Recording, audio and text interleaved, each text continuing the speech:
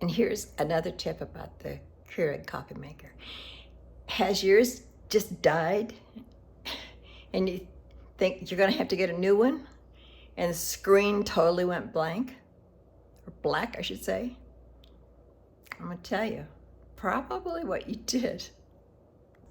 Okay, here is a no-no, what you should never do.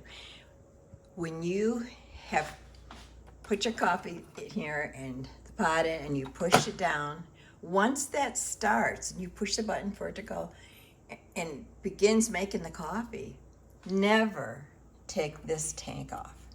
I don't know where yours is, but wherever it's holding the water, the tank, never take that off. It can totally ruin your coffee maker.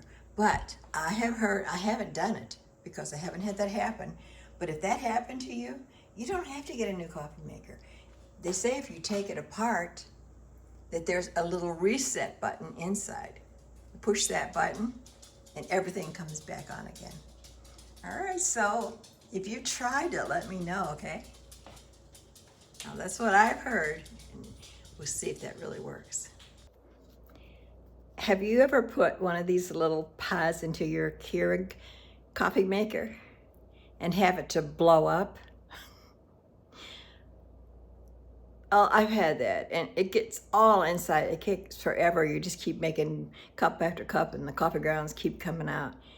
And I've heard some people tell me that one lady went to do some laundry, push her coffee, thing down to make coffee, came back, it was a mess all over her coffee.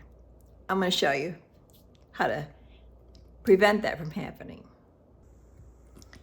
Deep inside your Keurig coffee maker, I know if I'm saying that right, there's a needle down in there. You can take your finger carefully because it'll poke you and feel it. But that is the key to it.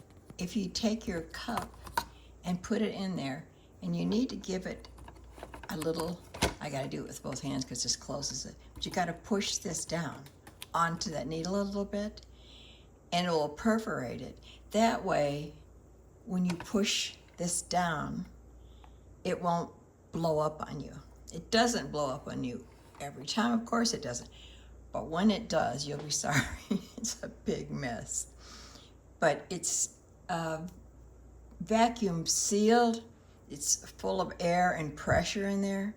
And so that little needle inside of here, there's also one at the top, of course. That's where it punctures the top. But this also would puncture the bottom, and it helps release that pressure that's in here.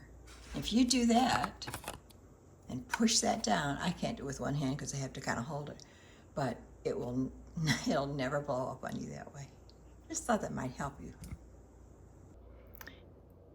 Okay, here's tip number 3. You know how you get that coffee stuck up in there and no water will come out when you're trying to make coffee? Well, most of you know, I suppose, that you can clean that little edge out that I showed you before.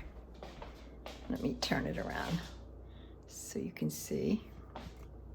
But you can clean out that little needle that pushes into the cup with a paper clip, and that'll clean it all out, and then run some water through there.